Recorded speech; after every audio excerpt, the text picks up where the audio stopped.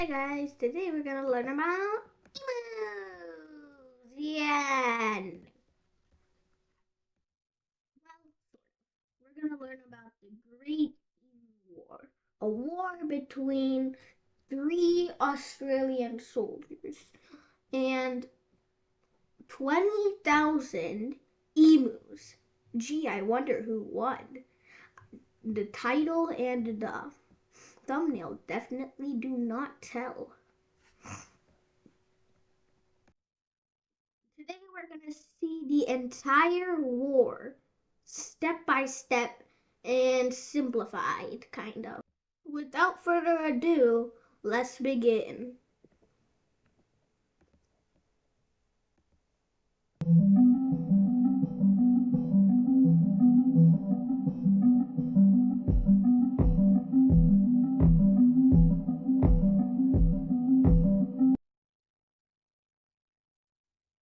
Now for a change of scenery.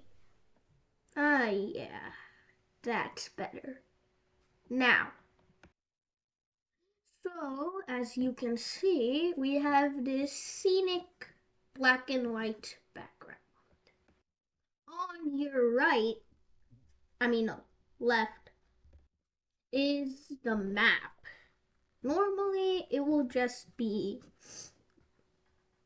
desert,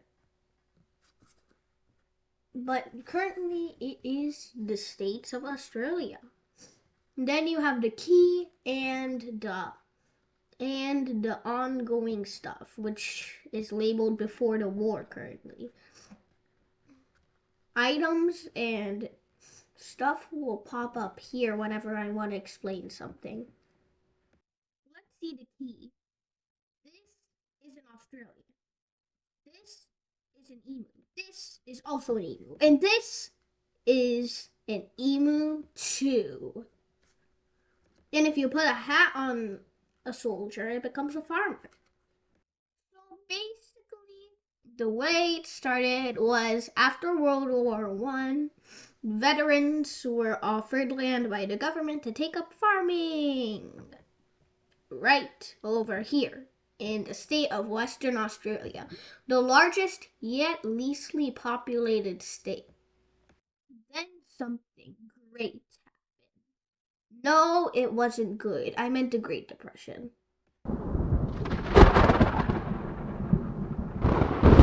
So basically, the government wanted the farmers to give them wheat. And they would repay them in the exchange of subsidies, which they failed to deliver. Oh boy, little did they know there was not going to be any wheat in the first place.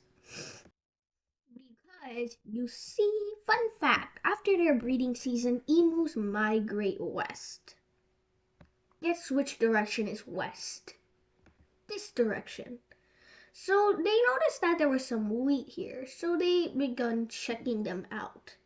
And I don't mean checking them out as in taking pictures and talking and chatting with the farmers about produce and pesticide. I mean eating them. Which angered the farmers quite a bit.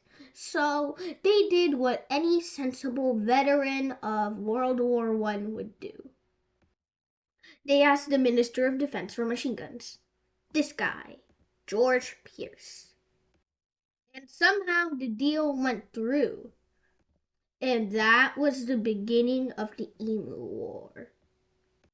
Now, this battle was led by Major Gwynedd Purvis Wine Aubrey Meredith of the Royal Australian Artillery's 7th Heavy Artillery. Gee, what a mouthful. I think I stuttered on some of those. That was a lot. And he led two other men, equaling three men. So their strength was three.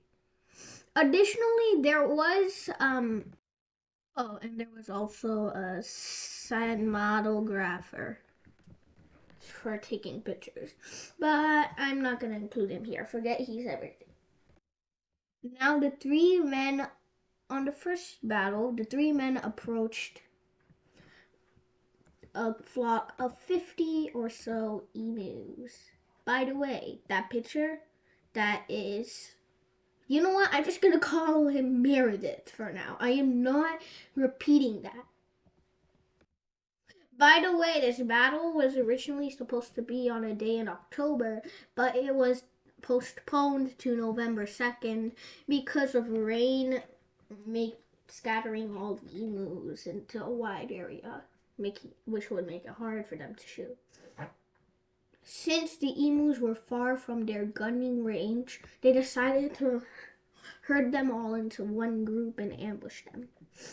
However, kind of failed because little did they know, emus love running. Let me just show you. When they tried to do it, this happened. All the emus started running away. Although the first round of ammunition didn't work, a second round managed to kill a number of emus. Yes, that's what he said, a number. However, later that day, apparently they were able to kill a dozen in a small group.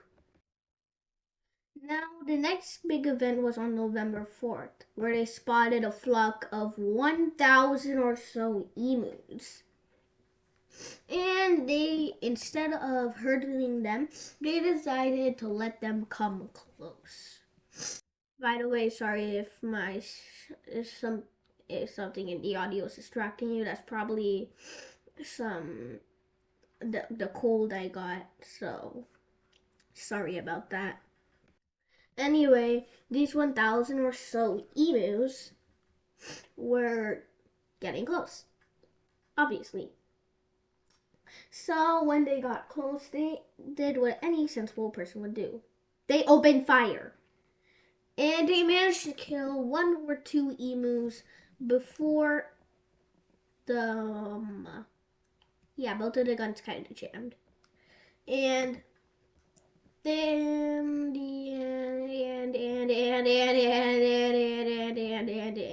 the rest of them kind of ran away. Now, believe it or not, one of the men reported that each emu flock had something like a leader, which was a large frilled bird, which standed out and watched while the others grazed. Although he had to graze sometimes too. So whenever a human came close, it was them who probably told humans on your six, we gotta go. Yeah, it was kind of cringe. So after that, things started to get a little bit crazy. The trucks came. As you can see, new map key. This is a truck. This is also a truck. There are two trucks. So you see, they were so crazy that they decided to mount a machine gun on top of the truck, where one person would drive and the other person would fire. However, kind of proved useless because of the rough terrain. However, there was another truck used to ram and run over the emus. And so they did just that. Now you understand why I am using a map and not pictures. So it seemed like they were finally about to win, and the tides of battle have turned. Until an emu got his head stuck in the steering wheel, making the driver crash the truck. The driver did suffer a tiny bit of injuries, nothing too much, maybe like a minor scab. And this proved to be the only casualty in the war. Not like death casualty, like injury casualty.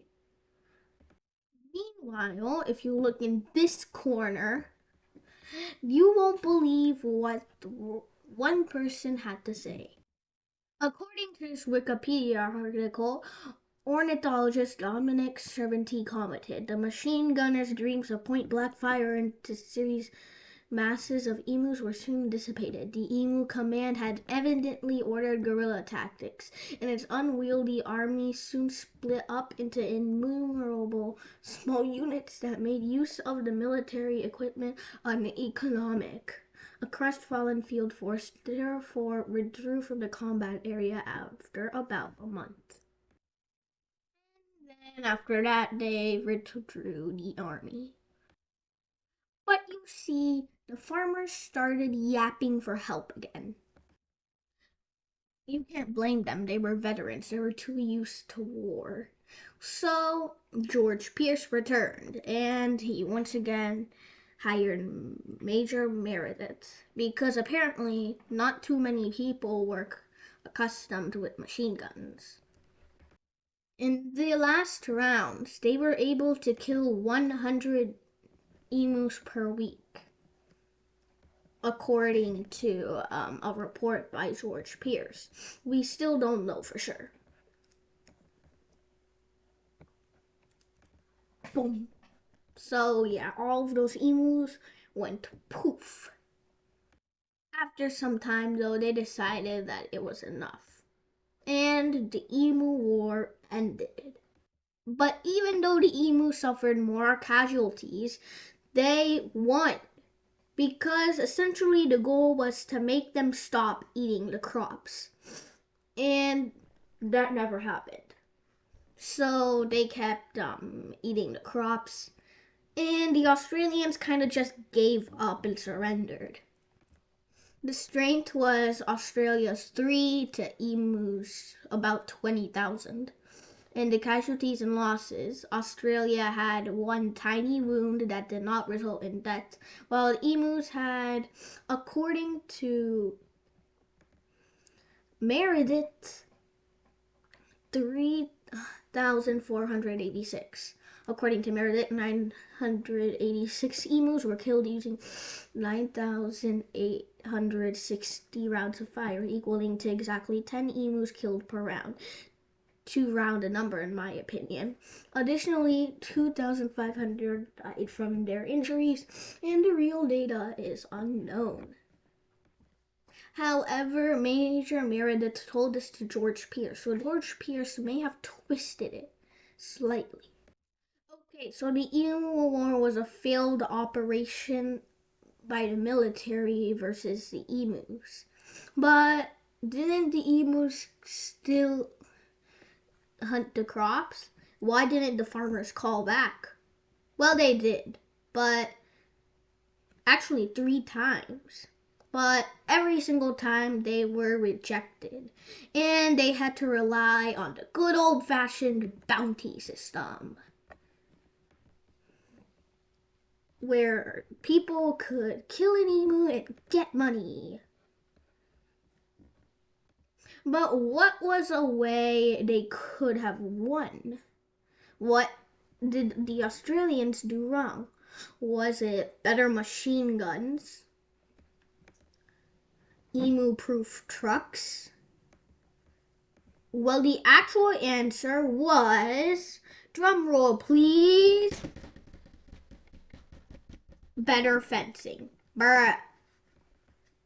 If they did it in the middle of the war, they would have won because the emus couldn't get inside the wheat crops. However, if they did it before the war, the entire war could have been avoided completely. But thinking about it, it honestly makes sense. They were veterans and they were not so used to farming. However, the bounty system still worked out, with them killing more than 500,000 emus. A musical and a movie have been made in the 21st century about this. And a new one was already in production. Essentially, the emu's strength and bravery to still eat crops gave their eventual win in the war. I don't know a better way they could have won. But honestly, I think it was It would have been better if the emus stole all the machine guns and used them on the humans. But it didn't. Or even better, a Thanos snap.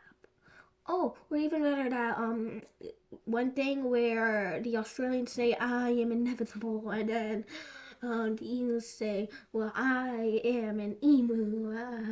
Oh, is this still recording? Ew. Well, thanks for watching.